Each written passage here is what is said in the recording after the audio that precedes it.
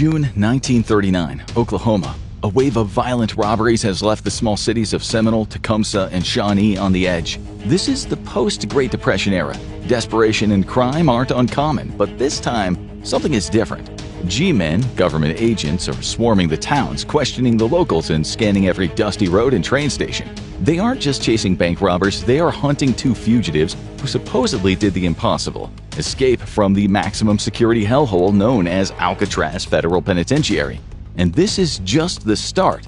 From daring helicopter escapes to master-level lockpicking, we're revealing some of the most creative prison breaks in history on today's episode of the Infographic Show.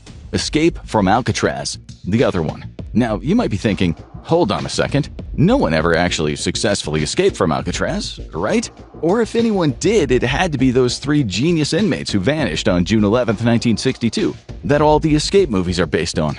Frank Morris, John Anglin, and his brother Clarence Anglin didn't just escape, they engineered one of the most daring prison breaks in history.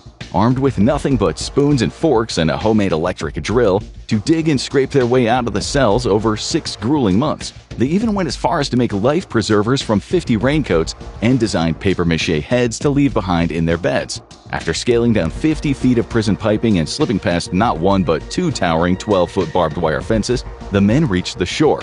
There, under the cover of darkness, they unfolded their carefully crafted 6-by-14-foot rubber raft, and that was that. They were sailing through the frigid waters of San Francisco Bay, never to be seen again. Or were they? Sure, the odds of them sipping cocktails in Brazil in their 90s are pretty slim, but did they ever make it to shore? Or did they all just drown back in '62? No one knows. But that wasn't the first attempt to break free from Alcatraz. That honor goes to armed robber Joseph Dutch Bowers. Bowers is believed to be the son of an Austrian traveling circus family, and he was sentenced to 25 years in Alcatraz for holding up the postal mail, getting away with a huge bounty of $16.38. 3 years into his sentence, and he was seen feeding pigeons, and according to a prison officer, he tried to scale down a 50-foot fence to the ground below. The officer opened fire, and Bowers plummeted to his death. Whether he was just feeding birds, trying to get a better view of the bay, or genuinely trying to escape is still a matter of controversy. But what's not controversial is the fact that breaking out of the rock was nigh on impossible. Over the 29 years that Alcatraz was open as a prison, 1934 to 1963, 36 men in 14 different attempts tried to break out. 6 were shot and killed in the act, 8 gave up, and many were captured.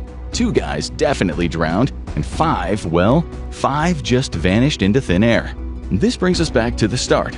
The story of possibly a successful escape that seems to have been forgotten in the ashes of history. You haven't seen the movie because there isn't one. After Bowers' deadly plunge, this became only the second time a prisoner or prisoners attempted to get over the walls and brave San Francisco Bay's icy waters.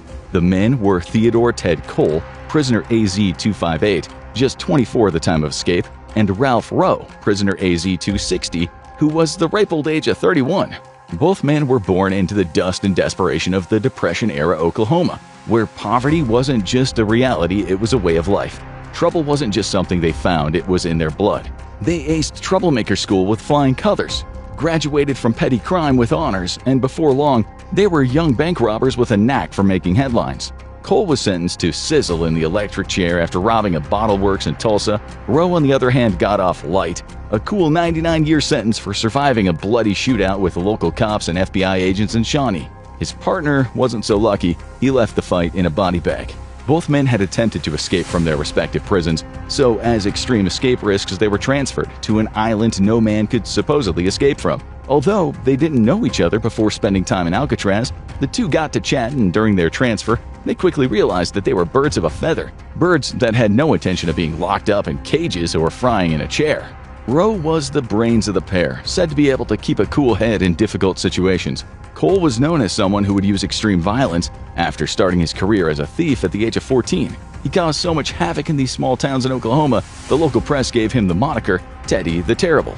At Cole's sentencing, Tulsa County District Judge Saul A. Yeager said it was only a matter of time till Cole started murdering people, so for the public good, the only place for him was the electric chair.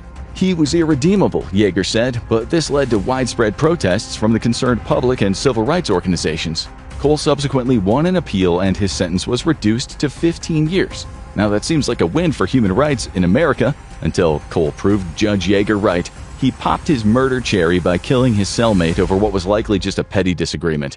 But when he stood trial, fate cut him a break. Instead of a one-way ticket to the chair, Cole walked away with just a longer sentence.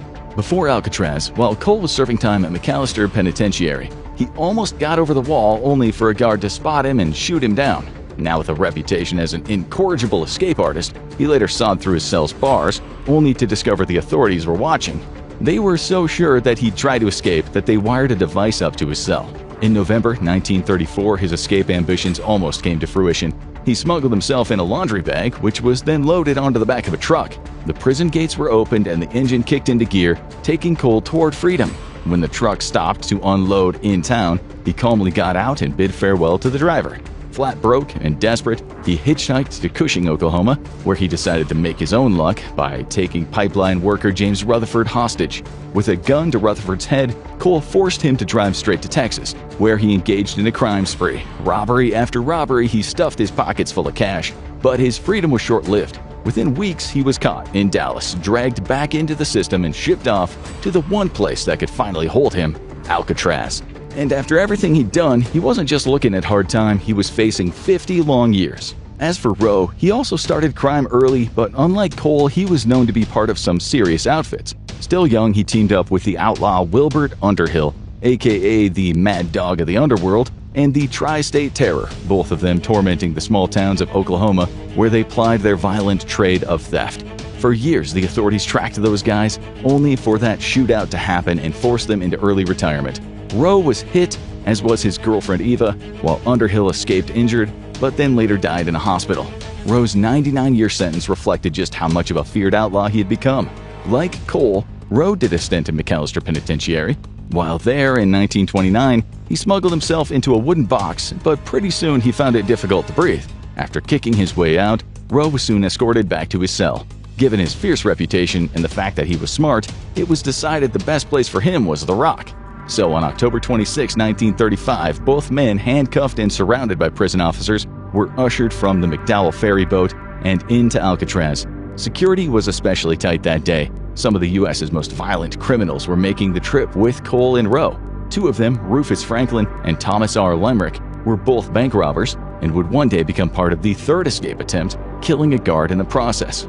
Both were shot during the escape attempt, Limerick dying from his injuries and Franklin spending many years in solitary confinement. In an astonishing twist of fate, one of the men on the boat that day was Rufus McCain.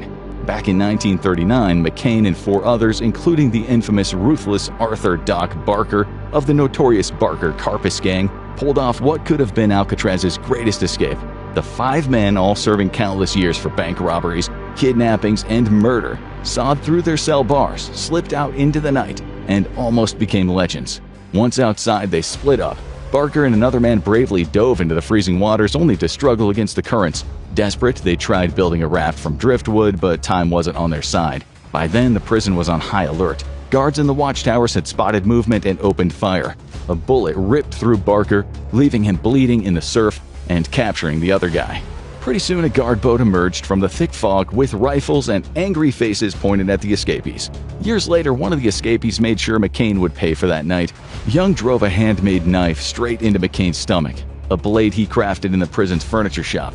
His lawyer said he'd been driven insane by all the time he spent in solitary confinement, and he blamed it on McCain being a coward that day. What did these stories tell us about escaping from Alcatraz? They tell us even if you get into the water, you still have the hardest part of the escape left. Still, Cole and Rowe were sure they could do it. After experiencing the dungeon, solitary confinement for various transgressions, both men got a job in the mat shop. This was where prisoners shredded old tires to make mats for the U.S. Navy. It was also where Cole and Rowe first started conspiring about an escape. On December 16, 1937, they did it. Cole was working in the blacksmith shop at the time, while Rowe was in the adjoining mat shop.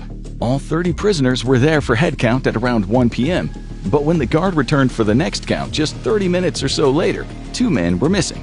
It was soon discovered that someone had sawn through the iron bars on one of the windows. It was obvious this had taken weeks. The prisoners covering the saw marks with grease every time that they were done for the day. Once they'd gotten through the bars, they popped out the thick panes and managed to crawl through the hole. They'd obviously been watched by other prisoners, but it wasn't as if anyone was going to try to stop them.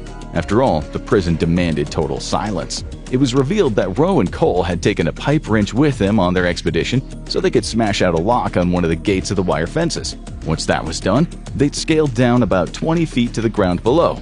The real reason Alcatraz was called the prison no one could escape from wasn't its iron bars, its high-tech cells, or its towering walls. It was the water. The shoreline of San Francisco was only 1.25 miles away, a fairly easy distance to swim even for someone without much experience. If your life depended on it, most people could manage that distance in a regular swimming pool. But this wasn't a regular swimming pool, it was a very dangerous stretch of water. First of all, it was cold, especially in the winter when Rowe and Cole broke out. The water would have been anywhere from 50 to 60 degrees Fahrenheit, making hypothermia possible within just minutes. The water in the bay is also choppy. The often strong tidal currents are enough to sweep even a good swimmer out to sea. But that doesn't mean escape wasn't possible for these two men. So on that December day, Rowe and Cole vanished forever. One of the last people to see them was a former public enemy number 1, the super smart Alvin Karpis. He later reported that he'd watched Cole and Rowe navigate the perimeter, get past the submerged barbed wire, and then take off in the direction of the bay. Karpis said the men quickly disappeared under a veil of fog, which would have made it hard for authorities to find them. He claimed that he saw them trying to use tires or fuel canisters, and after a while, he reckoned they just sank. Although thanks to the thick fog, that was just a guess. It was an embarrassment for the authorities. If the guys had died, where were their bodies and the flotation devices they had obviously used? The FBI couldn't be sure that they'd drowned, so they were added to the most wanted list. What ensued was one of the biggest manhunts in U.S. history, taking up to 500 pages of reports that all led to nothing. And then came the sightings. A couple of hitchhikers spotted two strange men they later identified as Rowe and Cole. Then a taxi driver in Cole's hometown of Seminole said that he had definitely seen them. He would not forget a face because one of them had fired his gun at him while they were in the process of committing one of their armed robberies. Two men matching the exact descriptions of Rowe and Cole started pulling off crimes just like the ones Rowe and Cole were known for, in the very towns where they grew up. And this all happened right after they vanished. Coincidence? The FBI didn't think so. Pretty soon, these towns were crawling with G-men. 2 years later, the San Francisco Chronicle claimed the two men were living somewhere in South America, which led FBI agents to getting on a plane and expanding their manhunt to a new continent. Did they find them? Of course not. But that doesn't mean Mr. Rowe and Mr. Cole didn't spend the rest of their lives sipping on caipirinhas, proud of the knowledge that they were the only men to ever escape from the Rock. Let's move across the pond for our next escape and talk about a man who might just be the greatest escaper in history, the Invisible Irishman. It's one thing to escape from prison, but it's another thing staying escaped. Hardly anyone in history who breaks out of prison stays free, but this next guy, he was a certified genius at evading the clutches of the law. John Patrick Hannon, once dubbed the world's most elusive criminal, wasn't exactly public enemy number 1. At just 22, he was an ordinary Irish guy who found himself in England in 1955, where a stolen car and a little too much enthusiasm in a scuffle with two cops earned him 22 months behind bars. His destination was HM Prison The Vern, on the island of Portland, Dorset. For Hannon, that was 21 months too many, because just 30 days into his sentence, Hannon took off with another inmate. In that classic breakout trope, they knotted bed sheets together to make a rope to scale down the prison wall. Sticking to the train tracks, they moved quickly, despite standing out like sore thumbs in their gray prison overalls. Sure, they were on an island, but with the English mainland just 4 miles away and connected by rail, slipping into the quaint coastal towns of Dorset wouldn't be too difficult. If they could just make it that far, they might actually disappear. After breaking into a closed gas station to steal smokes and beers, they split up, only for Hannon's escape partner to be picked up by the cops 16 hours later. As much as the English cops tried, they just couldn't find Hannon, despite setting up roadblocks and initiating a thorough manhunt consisting of armies of cops and sniffer dogs. The British cops never stopped looking for Hannon.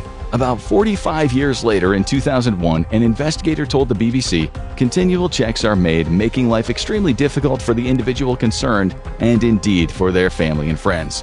That year, another investigator told The Guardian that they'd love to hear from him as they have some unfinished business, even if he just drops them a line. It's unlikely he'll ever drop them a line. Hannon's been on the run for over 70 years, longer than most criminals ever dream of. At one point, the media even suggested that if he came forward, he would earn a spot in the Guinness Book of World Records for the longest time an escaped prisoner had evaded capture, which sounds an awful lot like bait. Before Hannon, the record belonged to an American, Leonard Frisco. In 1920, he gunned down 2 sheriff deputies and was locked up in Carson, Nevada. But by 1923, he was gone, vanishing into thin air. For 46 years, he lived as a free man. Then in 1969, a family feud sealed his fate. After a falling out, his own son turned him in. Papillon Mark II.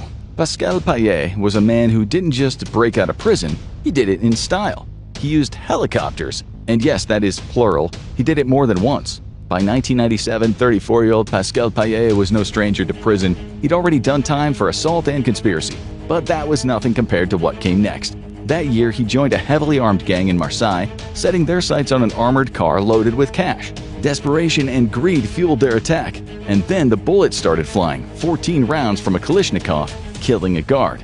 Paillet was subsequently handed a 30-year sentence, but he didn't intend to serve much of it. On October 12, 2001, Paillet was serving time at Luynes prison in southern France when his friend Frédéric Impoko hijacked a helicopter and picked up Paillet from the prison roof.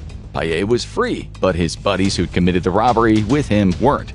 And that didn't sit well with him, so he planned to get a helicopter and spring them out. On April 4, 2003, Paillet and his team swooped down to the prison roof in their stolen bird and picked up Paillet's companions, Michel Valero and Eric Alborio, along with a drug trafficker named Franck Perletto. It was another escape worthy of a Hollywood movie. But how could they stay hidden when the entire country was after them? The men decided to rent a small cottage in the beautiful French countryside, introducing themselves to locals as athletes who'd come to practice for an upcoming biathlon. They were soon popular, regaling the locals with stories of their many sporting victories. Meanwhile, hidden in the cottage was a cache of powerful weapons and stacks of money. Parked outside were several high-performance sport cars, so the locals just thought that these guys were like them, rich. One of the locals liked them so much that he gave them the use of a swimming pool, completely unaware he was dealing with some of the scariest figures of Marseille's renowned underworld. In May of that same year, these high-flying athletes got a rude awakening when French cops busted down their front door at 6 in the morning. The police were taking no risks, bringing 40 officers to the party. This came as quite a shock to the convicts, who'd arranged that day to borrow horses from one of their new friends and go for a trot around the splendid vineyards of Côte d'Iron. Since the guys were fast asleep, the operation went off without a single shot being fired. A news article explained the searches led to the discovery of a large arsenal, including weapons of war as well as large sums of money in euros, dollars, and Swiss francs. Paillet was back where he started, sitting in a prison cell with an extra 6 years for his original escape and another 7 years for arranging the escape of his criminal friends. Worse, he was now being watched every second of every day. He was held in solitary confinement with a plan to transfer him at least once every 6 months. The French media was calling him the King of Escapes, but it wasn't looking like he was going to repeat another great feat of breaking out. How could he? He was living in a box without any contact with the other prisoners.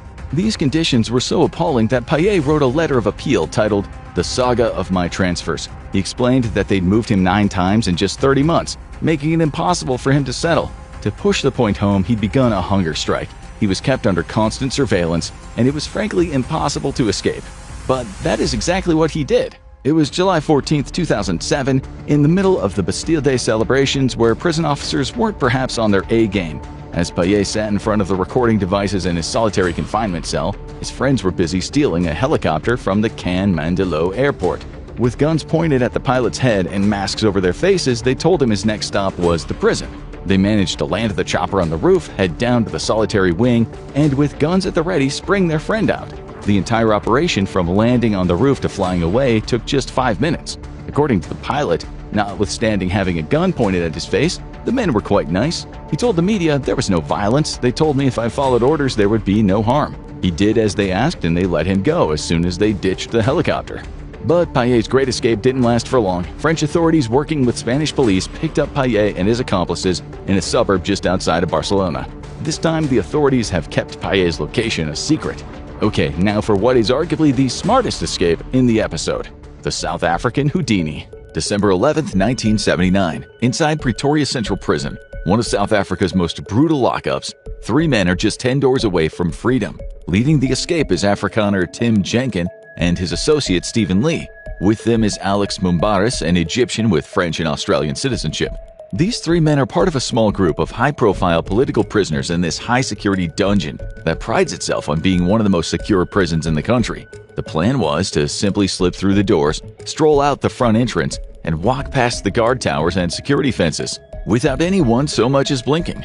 Jenkins and Lee were serving hefty prison sentences, 12 and 8 years respectively, for defying the apartheid regimes and spreading the message of the then illegal African National Congress via homemade leaflet bombs. Mumbaris, another activist, only non-Afrikaner-speaking political prisoner in Pretoria Central, he had been handed 12 years for allegedly trying to instigate violent revolution in South Africa. This wasn't going to be the kind of breakout that involved guns or helicopters or tunnels dug with spoons. They really did just plan to walk out, like they were invisible men. Jenkins wasn't just clever, he was a craftsman, a natural with wood. He noticed that the lock on his cell door looked like a fairly standard key lock, and with a bit of effort he could open it. First, he needed the key's depth. Slipping paper inside the lock, he carefully mapped its shape. After that, he spent time observing the guards as they walked past, focusing on the keys on their belts. If he could just get the design right, then he could carve his own key from wood. And as luck would have it, he and the other prisoners had a job in the prison's carpentry workshop. He started with the key to his cell, knowing very well that if he got caught, a beating was possible, and since he was already enemy number one in South Africa, they would throw the book at him. He didn't care. He told Lee and some other political prisoners his plan. He was going to escape by getting out of his cell and somehow over the prison walls. After taking the measurements and cutting the key in the workshop, he sneaked it out in a thermos flask. When he tried the lock that night, it didn't work at first. He had a file that he smuggled into his cell, and with some small changes, he was opening and closing the door at will. The problem was, right behind it was another door, a thick metal one, and the lock was on the outside. This made it pretty much impossible to take the measurements. Even if he made a key, how would he test it? With the other prisoners in his section helping, he waited until Friday. This was the day when the whole block cleared the section, giving Jenkins the time to look at the lock as the others kept watch for officers. On the first Friday, he took the measurements. The next, he put his wooden key to the test. It didn't quite work. With the other standing guard, he started filing, adjusting, fine-tuning, and then the key turned. The door opened. But now he had another problem. The key turned, the bolt extended, but it wouldn't retract. The door stayed open. If he couldn't reset the lock, the guards would immediately spot that someone had tampered with it. Guards were walking toward Jenkins down the corridor as he struggled, pulling and twisting, trying not to snap the key. He felt sick inside. This was it. 15, 20 more years in prison. The warden was just around the corner, his rattling keys getting louder and louder. What could Jenkins do? So he just got up and walked away, leaving the bolt in its extended position. As the inmates kept on cleaning, occasionally glancing at the warden's facial expression, they were relieved when the guards started blaming each other for the bolt issue. They dodged a bullet, but the problem still remained. What were they supposed to do now? It was obviously too risky to do the key tests on cleaning days. They somehow needed to test at night. But how? That's when our South African Houdini got another bright idea. Each cell had a broom that the men used to sweep their cells in the morning. So why not fix the key to the end of the broom, connected to a kind of crank? He could reach the keyhole and, using the crank mechanism, turn the key. After much trial and error, he succeeded. Now he could get through the second door, the one to the landing. From here, he could use the first key to open the doors to everyone else's cells. There were obviously a lot more doors in the prison, plus guard towers, 2 razor wire fences, and armed patrols with dogs prowling the perimeter. Then there was the small matter of the night warden, who regularly checked in each man's cell. First things first, thought Jenkins, door 3. This was the one at the end of the section. Rather than risk trying to make and test a key at night, again the men waited until Friday cleaning to do the business. Jenkins couldn't believe his luck. The key for door 1 also worked in door 3. It was a major security blunder for a high-security prison. That's when Jenkins shocked his comrades and said, "Forget about scaling fences, we'll just walk out the front door." The plan was to merely make a key for every door that stood between them and freedom. It was Lee who came up with the next part of the plan. At this point, the men had no idea just how many doors they would have to get through. So one day, Lee started howling in pain, telling the guards he needed to see a dentist. After being taken outside, Lee was stunned. He realized they needed to pass through 10 doors if they were to taste freedom again. It was a tall order. Lee told Jenkins that door 4 led down the stairs to the admin section, and doors 5 and 6 would get them to the office where the night warden stayed. Then came the hard part. Doors 7, 8, and 9 were close together down a corridor, but these were also very close to the office, so opening them could alert the warden. Then there was door 10, the front door of the prison. If the men somehow could get out, they would have to have a getaway car waiting for them. They knew that once the alarm was raised, they'd have pretty much every cop in South Africa looking for them. This wasn't going to be easy, especially as they hadn't thought about guards also being outside of the prison. This was where Mumbaris came in, a man with an iron will who was unafraid to take risks. He helped the men develop a plan for what Jenkin had later called an insuperable problem. If Jenkin was the toolmaker, Mumbaris was the logistics man. The good news was that the warden had a fixed routine that you could set your watch to. Each night, he placed a record on the turntable, and classical music drifted through the intercom. As soon as the music was finished, the warden went on his inspection, walking around the sections and checking each cell and the men inside them. As some of the cells were at the top floor landing, including the cells of Jenkin, Lee, and Mumbaris, the men had a window of opportunity. When the music came on, they would sneak out of their cells, walk downstairs. The moment the warden set off, they would run to the doors so they could make new keys. The obvious question was, how would they hide from the warden since there was only one corridor? The answer was a small closet at the bottom of the stairs, a tiny cupboard that they could crouch in. The men worked out that it usually took him 15 minutes to get back to the office. Jenkin had pre-made the keys that were similar to the others, so the plan was, when they got to the new doors, they could check the keyholes and with the file shape the keys there and then. As planned, when the warden's music played, Jenkin and Mumbaris got out of their cells, opened door 3, went downstairs, and hid in the closet. The music stopped. The men struggled to keep the closet doors locked, holding them with the end of their fingers. You could hear the drop of a pin as the warden's footsteps approached, his keys jangling in his hands. Jenkin could just about make out the warden through the slats in the door. Both men were shaking, sweat running down their cheeks. The rhythmic tapping of shoes on the floor grew louder and louder until the warden's figure passed by the door. It was at that exact moment that Mumbaris' sweat-soaked fingers caused him to lose his grip on the door. It flew open with a creak, and the warden was just a few feet away. The warden just kept walking, scaling the stairs to the top of the landing. They knew they only had around 15 minutes before the warden made his return trip. They sprinted down the corridor, and to their great surprise and joy found that the warden hadn't even bothered to lock door 4, so they ran to door 5, and again, the gods were looking down on them, because Jenkin's cell key was a perfect fit. Again, this was a high-security oversight of the highest order, but that was the last time they'd be dealt good fortune. Door 6 looked formidable. It was a wall between them and their freedom, between justice and a rotten system that had plagued South Africa. As the warden was upstairs looking into their cells where they'd left rudimentary dummies in their beds, Jenkin tried all the keys that he'd made as Mumbaris faced the other direction, watching out for the warden's return. Jenkin frantically worked at the key, but time was running out. They had to go. The warden was close. One more minute and the whole plan was blown. As the two men treaded lightly and as fast as they could, they heard the clack of the warden's footsteps on the stairs. With just seconds to spare, they got into their little closet space and pulled the doors closed. The warden passed by, completely unaware of the two men hiding mere feet away. They hadn't breached door 6, but it wasn't exactly a failed mission. For the next week, Jenkin lay awake in bed, each night trying to come up with a solution. He and Mumbaris returned to door 6 several times over the next week or so, but each time they failed to get it open. It was just a matter of time until they pushed their luck too far and ended up in solitary confinement and more years in prison. There was only one thing for it. They had to design a different kind of key. Obviously, door 6 was important to the prison, and the lock was far more intricate. So the obvious solution was to make a more intricate key. Jenkin got to work on what he called a shaftless key, a device made from wire and wood that could be manipulated until they could find the correct shape. For all intents and purposes, this was a skeleton key, but to make it work, they'd need a lot longer than 15 minutes. This is where Lee came in. The next time the warden walked across the landing peering into the cells, Lee got up from his bed, claiming that he couldn't sleep. If there was one thing everyone knew about the night warden, it was that he loved rugby. So Lee asked him about the score of one of the latest games. This was a topic the warden was seemingly happy to discuss on a typically lonely night shift. Down below, the guys fiddled with their new key, and after some twisting and turning, the door opened. Jenkin and Mumbaris barreled along to door 7 and discovered, to their utter amazement, that its lock was about as intricate as a child's toy. Just 3 more doors to go. Jenkin and Mumbaris had no idea at all how much time they had, but there was no going back now.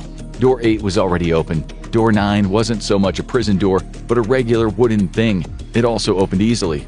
As the warden tired of Lee's questions and might have been feeling tinges of suspicion, the two men faced the only thing keeping them from the outside. Door 10. the one that they'd walked through on their first day of prison. The good news is, it was just a regular house door. After a quick inspection, the guys knew they had to be getting back to the cupboard. Little did they know that the warden was already a minute or so away from the bottom of the stairs. They moved with the stealth of ghosts and made it back just in time for the warden to walk past them. It was agreed by all the next run would be the actual escape. There was little to no chance Lee could pull off another long chat with the warden without him smelling a rat, so they just had to take their chances with door 10. As things stood, given what they faced so far, there was about a 75% chance that they'd get through it without any problems. If they failed, with the warden doing his regular 15-minute walk, they would all be caught. Unless they asked another prisoner to play the part of decoy. They enlisted a man who was viewed as the leader of the political prisoners, Dennis Goldberg. Goldberg was an anti-apartheid activist who was serving a life sentence after being deemed a threat to the security of the South African state. The escape wasn't news to Goldberg. He'd been one of the 8 men in the original plan. But when it started to look too ambitious, he stepped back and agreed to help the men with a getaway car. So Goldberg was more than happy to be the man who delayed the warden. Talking about rugby was out of the question, so Goldberg said he'd be the one to call the warden after the men hit the flip switch for the electricity and turned off the lights in their section. The big day arrived, December 11th, 1979. The 3 escapees had earlier managed to acquire civilian clothes that guards had left behind. As night fell on the prison, they all changed in their cells. They waited until the time was right, and Jenkins made the first move. Door 1, easy. Door 2 opened with a special broom key, and Jenkins was out on the landing. He walked over to Goldberg's cell, and without saying anything, he looked through the hole and gave him a salute. Jenkins opened the cells of Mumbaris and Lee, and all 3 walked toward the closet as the warden's nightly dose of classical music hit the airwaves. On the way, Mumbaris went to flip the switch box and turn off the lights. Before he left, he messed with the components, making sure that it wouldn't be an easy fix. Goldberg screamed from his cell, desperately trying to get the warden's attention. With the men now cramped inside the tiny closet, the warden heard Goldberg over the music. The hidden men heard those familiar smacks on the concrete as the warden marched toward them, his keys jangling, his heavy body moving slowly up the stairs. They could hear him messing with the flip switch box, and then the lights came back on. "What happened to the lights?" shouted Goldberg. The warden stopped at his cell and explained, and to Goldberg's surprise, the warden asked him something about rugby. The 3 men went through doors 5, 6, 7, 8, and 9 with ease, and then they came to door 10. None of the keys worked, not even the wire-based one. The regular-looking door was a lot trickier than it had seemed. In his mind, he could already see it. Government officials on television assuring South Africans that they had thwarted a daring escape attempt by the country's most dangerous political prisoners. The warden was just moments away from his office as Jenkins used every ounce of his skill to manipulate the lock. It was useless. He couldn't do it. He turned to the others, their faces a picture of frazzled nerves. They were beaten. They stood there silent as they heard the warden's office door open and close. Even if they gave up now, they would somehow have to sneak past his office without being seen or heard. The fact was that was never going to happen. Lee and Mumbaris suggested using the chisel and just hacking the lock. But Jenkins wasn't keen on that idea. The plan had always been to escape without leaving a trace. This was the only way that would give them enough time to flee before anyone raised the alarm. If they cut the lock, it wouldn't just draw attention, it would be a death sentence. The sound alone could alert the warden, and even if they made it past the door, they would never clear the prison grounds before a tower guard took aim.